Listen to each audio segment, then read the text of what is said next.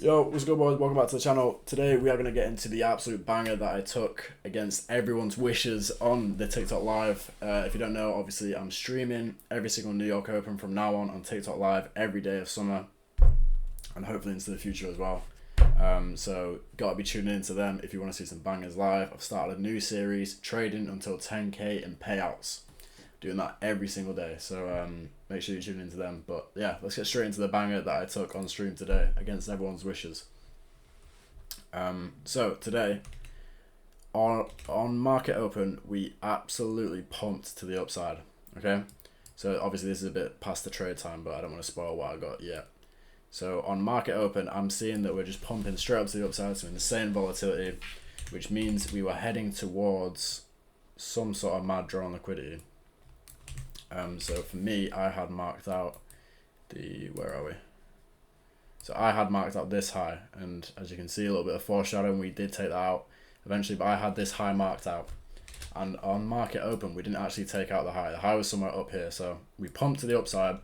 We've taken out no real session objective here, so I'm thinking we are still definitely bullish, even though there was a lot of people, myself included, that thought that this new week opening gap down here was going to get filled and we were just going to dump on market open. But again, can't be married to the bias. This is what market was telling me, that it wanted to go further. So once we pumped off of market open here, then at 5 to 3 we started dumping back down. We ended up, okay, my bad. So we got a retrace into what, a very important 15-minute gap. That is what I was hoping to hit. I wanted to hit equilibrium as well, but we didn't quite hit that. So we got a 15-minute condition here that if we are still bullish, we should want to see respected. So what did I see? So we dipped down into that. Let's get rid of all this shit because we don't need it.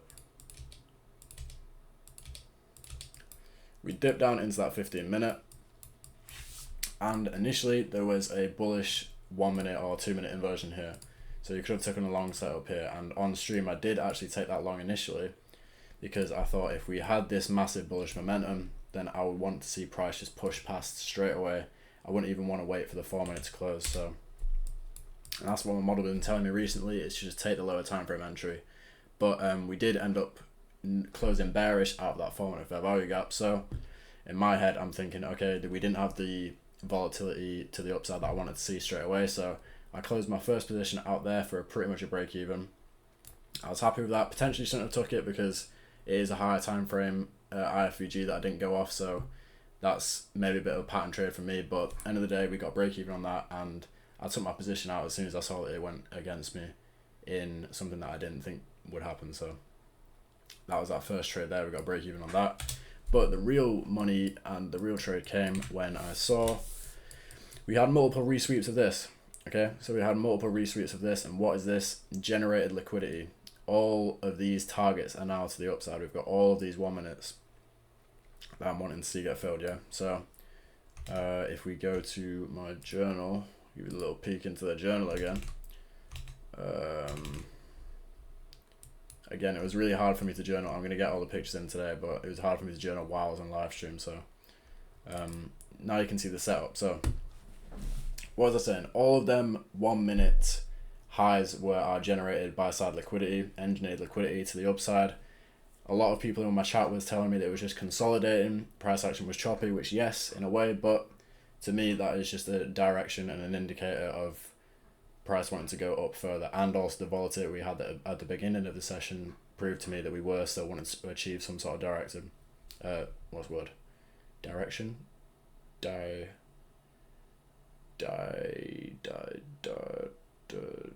Whatever, you know what I mean. We wanted to achieve some sort of objective, not direction. Fucking hell.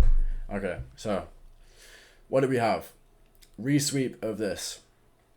Resweep of these lows. 1 minute bullish SMT on NQ. ES didn't end up taking that one out. This is a chart of MNQ. I apologize because this is what I had to execute on. Obviously you can see my executions there. But ES did not take out that low, so that's what was important there. And we had a 1 minute inverse, and I put my break even here. Normally I would put it a little bit higher, but obviously due to our choppy price action conditions, it were just a bit washed. I was not interested in being in that trade if it went against me straight away. So quick break even there, diminishing my risk even more so. And as you can see, bang, hit a 1-to-1 straight away in that eternal high. I was targeting the accumulation zone highs here. I took out 2/3 of my position there, just in case, again, we didn't get the volatility that I thought we did. And unfortunately, probably already saw, we did end up getting break even, so most of our position got stopped out, but we still got about $600 on the day, like 300 of that on eval, so not too bad at all. Let's get back to here, and as you can see, it did end up going, where we go, as you can see, where would I have entered? On this candle, we did end up running for full TP. Yeah, so I would have hit about a 2 RR if I would have let that one run. But yeah, that's about it for today. Pretty simple trade. I was against a lot of people's biases. I was happy with myself because I was trading live, and when you've got literally the whole chat saying, no, today's washable, all that shit, you know, I can get to your cycle a little bit, but I was happy with how I managed myself today. That first trade was a little bit of an L, I can't lie, I'm going to journal on that. That was just came down to not double checking for a higher time from inversion, and then by the time that I was in the trade, I was convinced it was going to get inversed, so I held to see the close, but at least I made up for what I could make up for by closing the trade early and ended up avoiding a loss, which was good. So yeah, lighter risk one today. Hopefully next time it can be a bigger win. Getting closer and closer to that payout every single day. I'm going to be live streaming tomorrow again. And yeah, let me know what you man took in the comments, if you took anything, or if you like this trade, you didn't like this trade, whatever. I would love to hear it. And thank you so much for watching. Peace and love. Come on, see you in the next one.